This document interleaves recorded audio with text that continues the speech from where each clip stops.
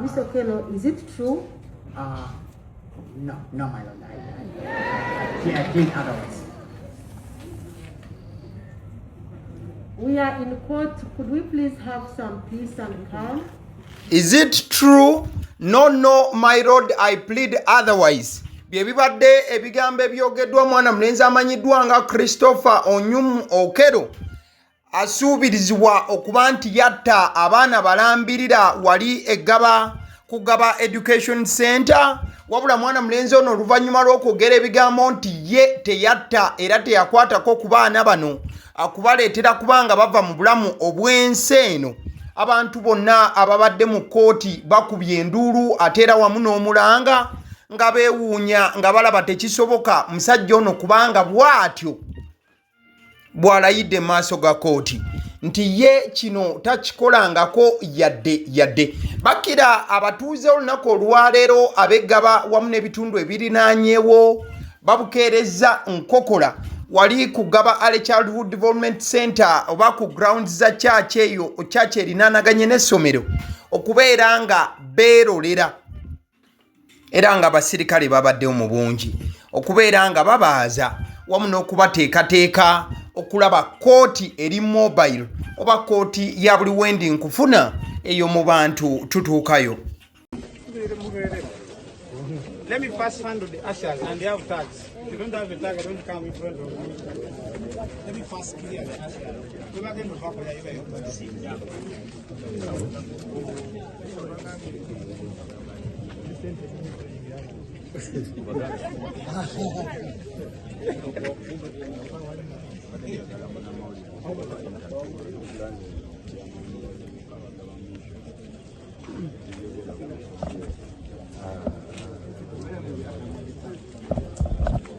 ndowooza osobola okuba nga weetegereza mukwano gwange eno yeebadde weema eyategekeddwa kooti oba giyite tent. Abantu babadde bangi nnyo kati ali omukwano gwange oyinza okuba tonnategeera kiki kibadde kigenda mu maaso nga weebuuza kooti ate abantu kibadde kitya nga abantu bali bangi we bati ate nga bali mu tent ku ssomero oba ku church ya Gaba Community Church oba ku grounds za Gaba Community Church we wategekeddwa kooti. Ojja kujjukira nti President Yoweri Kaguta Museveni yavaayo n'alagira nti ate si ku mulundi guno omusango guno gutwalibwe mu bantu. Kati abantu we baawulidde nti omusango guno gugenda kubeera nga guwozesebwa, in fact wano woolaba we wabadde we wandigambye nti omulamuzi wabadde alina okubeera nga atuula, naye mukwano gwange security ebadde tight nnyo nga gye nnyinza okubeera nga nkomya. Ebitundu byonna ebya Gaba enguudo zonna zibadde zijjuddeko abawanvu n'abampi. Abasirikale babadde mu buli kanyomero k'eggaba olw'ensonga ezimu oba endala sitiro ezigenda okuba nga zikunnyonnyolwa ku vidiyo eno.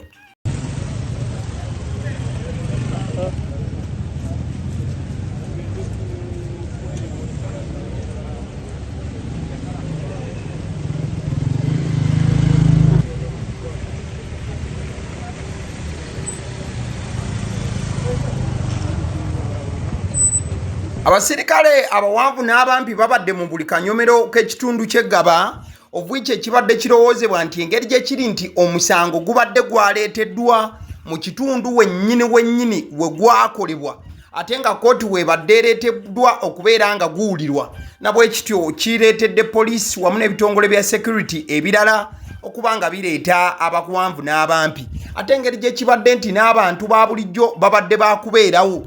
Okimanyi bulungi nti abantu omusango guno babadde baguyinamu feelings ez'enjawulo. Kati nno wayise eddakiika ntono nnyo mukwano gwange Christopher Okello Onyum n'aleetebwa ate era mukadde ke kamu n'omulamuzi n'atuuka wamu n'aba state ate era wamu ne balooya ba Christopher Okello Onyum.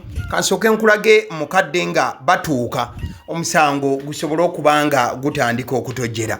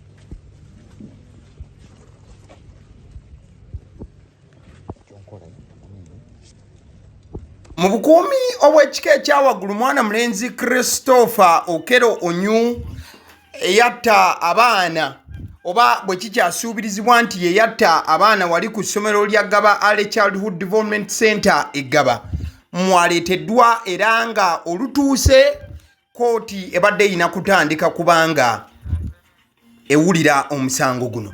Okusookera ddala nga kooti bw'erina okuba nga etambula, mwana mulenzi ono Christopher Okello Onyu abadde alina okuba nga abuuzibwa oba omusango guno yagukola oba teyagukola. In fact teguli musango gumu, giri emisango 4. Engeri gye kiri nti abaana 4 be baggyibwa mu bulamu obw'ensi eno. Christopher Okello Onyu olubuuziddwa oba emisango yagikola, asoose kubanga atamwattamamu katono wamaze n'agamba nti nedda ssebo, nedda saagikola. Do you mean, my lord, to ask me for the plea? Sorry? The plea? You want to speak to your lawyers? Yeah, yes, Please. just 1 minute, please.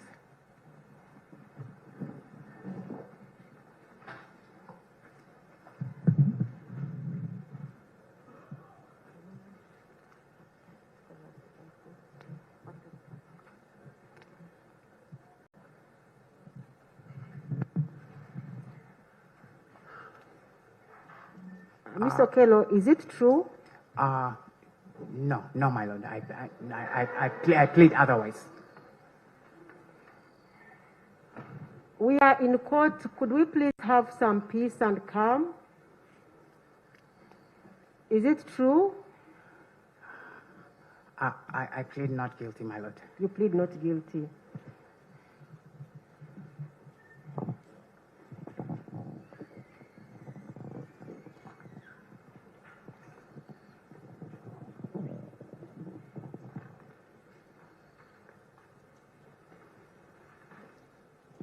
Okay, I have entered a plea of not guilty on count 1. Wetegereze bulungi akatambi kano nga bwenkunyonnyola biki ebibadde bigenda mu maaso.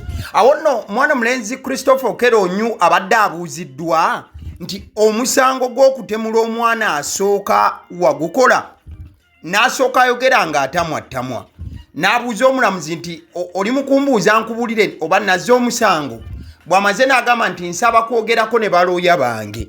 Abo ababiri omukyala n'omwami boolaba bali mu kwogera naye be bannamateeka be. Era olumaze okuba nga ayogera nabo omuzindaalo ne bagumuddiza. Mwana mulenzi Christopher Okello Onyu n'agamba nti amazima gali nti sazza musango era sirina mwana n'omu gwe natta. Mwana mulenzi oluvannyuma lw'okwegaana okutta abaana ku ssomero lya Gaba Early Childhood Development Center, abantu ababadde bazze okubeerawo mu kooti eno ey'olujjudde bonna bakubye endulu ne bagamba tekisoboka. Kati nno omulamuzi n'abagamba nti mukkakkaneeko, nsaba mubeere n'emirembe olw'ensonga eno kooti gye tulimu. Era omulamuzi kyaddiridde kwe kuwandiika mu kitabo kye n'ayingiza nti ddala Okello Onyu teyazza musango. Bakira okukola bino ng'abantu abazze mu kooti, abakyala abasinga ababaddewo batandise okuba nga batulika ne bakaaba amaziga ne gatandika okuba nga gabayitamu nga tebasobola kuba nga bakikkiriza nti ebyaddala mwana mulenzi Christopher Okello Onyu gwe babadde basuubira okugamba nti ye yatta abaana emisango agyeganye. Okay, I have entered a plea of not guilty on count 1. Christopher Okello Onyum bamuvunaana emisango ery'ena ogusooka gwa butemu nga kigambirwa nti Christopher Okello Onyum ng'ennaku z'omwezi 2 ogwokuna 2026 Gaba Early Childhood Development Center mu Gaba Trading Center Gaba Parish Machinje Division mu Kampala District ng'alina ekigendererwa Eyatta eky'abantu abaze okubeerawo ng'omusango guno guwulirwa wali eggaba okitadde ebbali ekyokaaba waliwo n'abatandise okuba nga bazirika era ng'ekitongole kya Red Cross kibatutte kipayopayo. Case in point ye maama ow'omu ku baana abattibwa ono ng'abadde azze nakubanga awa bujulizi mu kooti wabula embeera emususeeko omukataatandika okubanga abaka mubake era bamututte biwala ttaka nga taasulewo taasiibewo yali ku mimwa oluvannyuma lw'okuba nti agezaako okwogera wabula obulumi bw'omwana we ne bumuwambala katono ave ne mu bulamu obw'ensi eno ng'embeera emususeeko. Wabula mwana mulenzi Christopher Okello Onyum ng'amaze okugamba nti ye teyazza misango abuulidde ne kkooti nti ye amateeka ge oba obuyinza obumuweebwa ssemateeka abumanyidde ddala bulungi. Christopher Okello Onyum informing the court that he is fully aware of his constitutional rights. Confirm to this court whether you have met them or they have met you. Yes, I will confirm to the court that I have met and I'm appointed with the lawyers. Could you please speak a little louder? Yes, my lord. I will confirm that I am acquainted with my lawyers, my legal representation. Okay. I also need to tell you that under the Constitution, you are presumed innocent until you either plead guilty yourself or the prosecution proves you guilty. So I want you to know that you have that right. Yes, my lord. I know now that I have that right, yes. Okay. So having told you of those rights, I will also advise you that after you have, I have read the charges to you, if you feel like you want to sit down, we can provide a chair for you and you proceed while seated. Okay? Yes, okay. And in the event that you want to say anything, you can speak through your lawyers, or you can raise your hand and speak directly to the court. Yes, okay, my lord. Okay. So I now want you to listen very carefully the charges that have been brought against you. You are charged in four counts. Nsonga za musango gwa mwana mulenzi Christopher Okello Onyum ateeberezebwa okuba nti ye yatta abaana eggaba ku Gaba Childhood Development Center. Kati nno mwana mulenzi ono Christopher Okello Onyum akakasizza kkooti nti bannamateeka be oba balooyazi be ababaddewo ababiri kkooti emubuuzizza oba yabadde yabasisinkanye ne bawayaamu era nga abamanyidde ddala era nga bebo nno boolengera abo boolaba batudde awo ababiri be balooya ba Christopher Okello Onyum.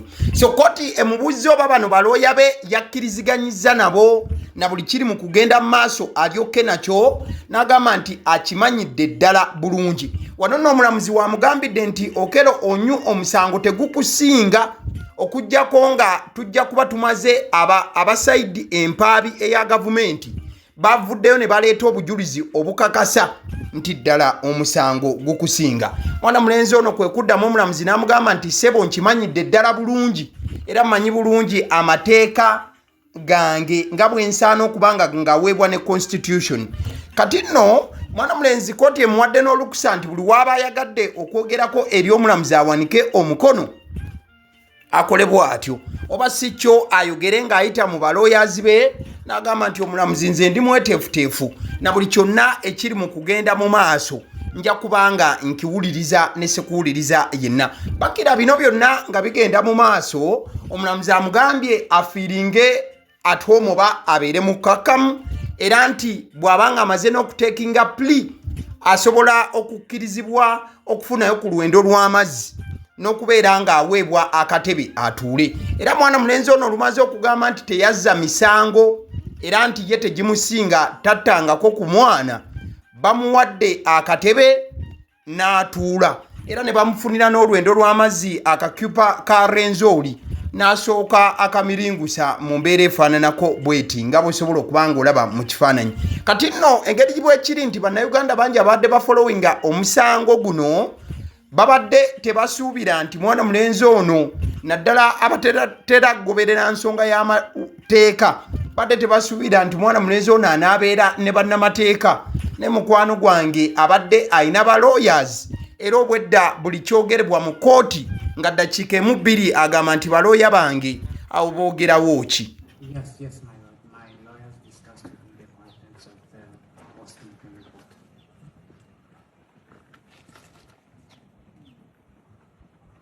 report. Nga tukitadde ku bbali, ekifaananyi kino kyolaba nakyo kisiibye kyetooloola omutimbagano. Oluvannyuma lwa mwana mulenzi Christopher Okello Onyum okugamba nti Abaana si ye yabatta era nti omusango tegimusinga, omusirikale w'amakomero ono omu ku baaleese Okello mu kooti amutunuulidde mu ngeri ebadde representing ekifaananyi ky'abannayuganda kumpi abasinga naddala ng'omusango guno gugenda mu maaso. Amutunuulidde mu mbeera ebadde egamba nti naye gwe gayi oli serious. Bakira bino byonna webibeeredde ng'omukyala Jane Francis Abodo ono nga abeera principal judge omu ku baasoose okubeera nga bajja okwekenneenya ekifo. Omusango we gubadde ogw'okuwulirirwa olunaku olwaleero ng'ennaku z'omwezi 13 April omwaka 2026 nja kujjukiza nti olunaku lwa Mande. Bakira abantu be walabye abazze mukwano gwange buli omu obadde olina okuba ne kaadi ekuyita mu kooti eno newankubadde nga mulaba nti abantu babadde bangi. Kati nno agaliwo YouTube channel tuwataddewo slot eno egamba nti agaliwo asks oba agaliwo questions. Tuba tubuuza ebibuuzo ebyenjawulo naddala ku story nga bweba etambudde oba n'okubaako we tukubirako torch entonotono ku byoyinza okuba nga obadde tutunuulidde. Kati bannayuganda oluvannyuma lwa mwana mulenzi Christopher Okello Onyum okugamba nti teyazza musango, ekibuuzo ekiriwo kiriwo ekiti. Okello bw'agamba nti teyazza musango era nti si ye yatta abaana, ani aba yakikola bw'abanga si ye? Then answer nebeera bweti nti wakati ng'omusango guli mu kutambula, Okello abeera akiddiza abasaidi ya state okubeera nga baprovinga nti ye yakola omusango ogwo. Ebiseera bisinga emisango egibeera mu kooti kasita omuntu agamba not guilty abeera ng'akyusizza olutambi lw'omusango. Bali abaamuwaabira batandika okuba nti balina okuggyayo obujulizi obulumika ono eyawawaabirwa mu layini efaananako bw'etyo. Okusinziira waliwo kye bayita after a plea of not guilty the trial proceeds under the Criminal Procedure Code Act, particularly section 161 and section 166. Nti obubwe bumu obaze zimu ku section z'amateeka ezirina okuba nga zigobererwa singa omuntu aba avuddeyo n'agamba nti ye teyazza musango. Kati kiba kiri ku side ya prosecution okupresentinga obujulizi obulumika ono nti omusango yaguzza ebitundu 10 ku kinne waakyo. So gayo nokubeera nga avuddeyo n'agamba nti si ye yazza omusango tekitegeeza nti omusango guba guwedde, kitegeeza omusango kati guba gutandika butandisi ku mbeera y'abantu abalaba ebintu mu ngeri efaananako bw'etyo. Kati nno olunaku olwaleero bangi amaaso bagatunuuliza nnyo balooya ba Christopher Okello Onyum. Engeri gye kibadde nti mwana mulenzi ono the whole public ebadde against him olw'ensonga nti omusango gulimu abaana abato amabujje 4 agava mu bulamu obw'ensi eno. Kati bangi obwedda bagamba nti gaya anaabeera ne balooya oba mukwano gwange balawyers babaddewo.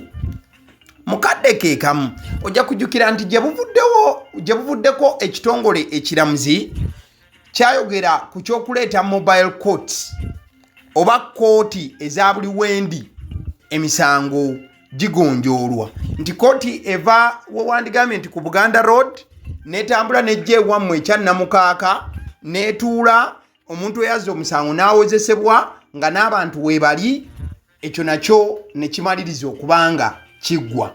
Kati ekisinza okubanga kireeta ebibuuzo olunaku olwaleero kyekyokubeera nti mwana mulenzi Christopher Okello Onyum bamuleese kumpi ddala newaddizibwa omusango.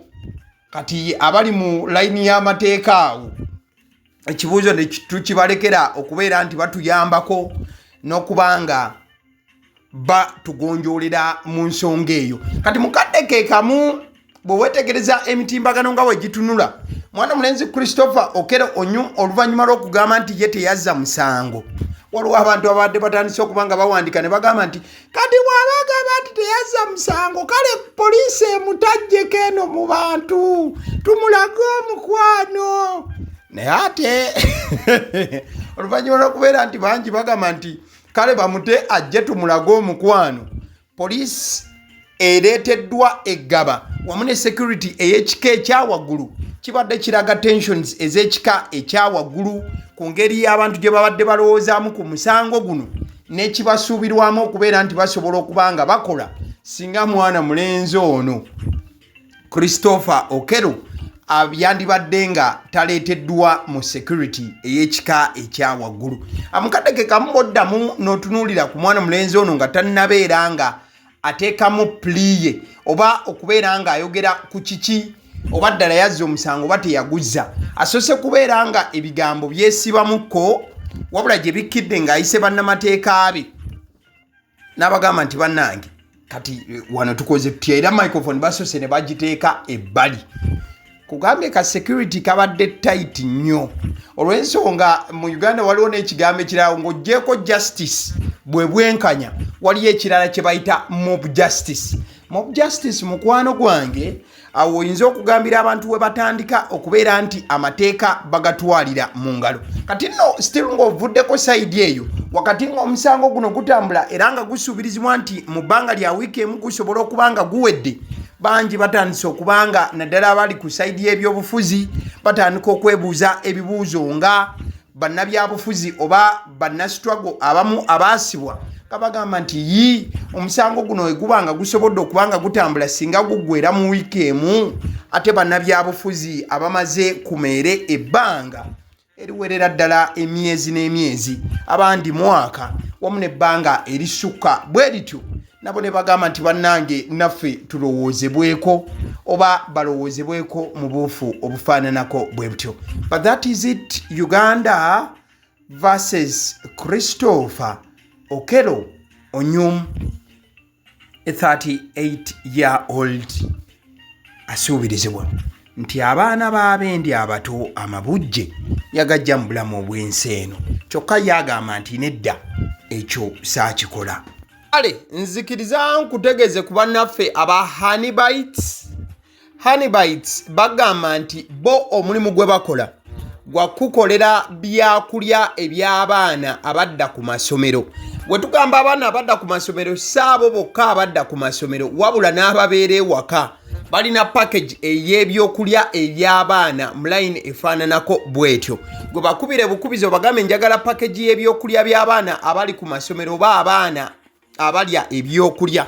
Balina ebyokulya yogera ku daddies, yogera ku binyeebwa, amawogola, yogera ku bagiya, yogera ku cupcakes, yogera ku donuts. Osobola okubafuna ku 0709 787508 ate era mukadde ke kamu bw'oba oyagala ku pizza size yonna era namba y'emu ate era mukadde ke kamu bakola ne cake eza buli mukolo babayita aba honey bites.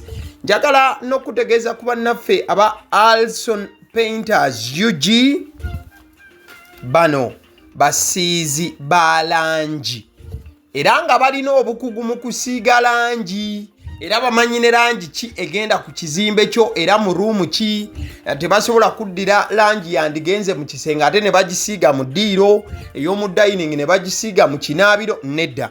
Alson Painters UG omulimu gw'okusiiga langi bagukugukira ddala basiiga ebizimbe okuviira ddala ku ruumu emu paka ku makalina n'amakalina gwe bakubira ebukubizo bagambe nti Alson Painters UG namaliriza okuzimba ekizimbe kyange. In fact ne bw'oba olina ekizimbe nga kikadde nga olaba langi yaakyo efaanana si bulungi, Alson Painters UG bazze kugonjoola ensonga eno. Bakubire ku 0705 1936 be bannaffe aba Alson Painters UG. Aba Sedi Omusunsuzi lyerinnya eryange yenze aba Sedi Omusunsuzi yenze atuula emabega w'omuzindaalo buli lunaku era ly'eddoboozi ly'owuliriza ku mukutu guno aba Sedi Omusunsuzi ly'eddoboozi eryo era ng'omukutu kwoli gwe guno ogwagaliwo. Nagamba nti information yonna gy'olaba ku channel eno tetugattamu kintu kyonna ate tewali kye tutoolamu. Information nga bw'eba eyingiddewo ffe bwe tugikwata ne tugikuwa kati gwe omulabi n'osalawo ki ekyokukozesa information eyo. Kati kyogenda okukola mukwano gwange bw'oba omaliriza okulaba vidiyo eno likinga commentinga ki kyolowooza mukadde ke kamu subscribinga bw'oba nga omukutu guno oli mupya ate era mukadde ke kamu sharingira mikwano gyo girabe vidiyo eno ate ne videos endala ku mukutu guno. Agaliwo YouTube channel mwebale kutulaba.